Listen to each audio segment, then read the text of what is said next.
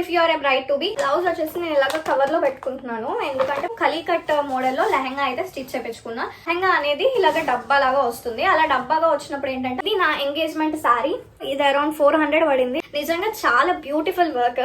Only దీనికి వచ్చిన problem ఏంటంటే if you are a bride to be, you can go to Secunderabad Tarang or Ritika or Taruni in KPHB. అవి నేను explore చేశాను కాబట్టి మీకు కూడా చెప్తున్నాను. ఇది వచ్చేసి పైన ఏమో విడ్త్ తక్కువ ఉంటుంది, బట్ కిందకు వచ్చేసరికి ఒక జాయింట్ నుండి ఒక జాయింట్కి విడత ఎక్కువగా ఉంటుంది అన్నమాట. 3 బార్డర్స్ వేసి స్టిచ్ చేయించుకున్నాను. లైక్ ఇలాగా 3 బార్డర్స్. ఇదంతా బ్యాక్ ఓపెన్ పెట్టించాను అండ్ ఇక్కడ పాట్ నెక్ లాగా వచ్చింది. ఇది వర్క్ డీటెయిలింగ్ అంతా కూడా బాగుంది. అండ్ ఇది సారీకి వచ్చిన బార్డర్ నేను డిస్టర్బ్ చేయకుండా అలాగే పెట్టేసి, అండ్ ఈ పైన ప్లెయిన్ గా ఉందని ఇలా లైన్స్ వేయించాను. అలా అనుకున్న విధంగానే ఇది చాలా బాగా కుదిరింది. నా ఎంగేజ్మెంట్ సారీ.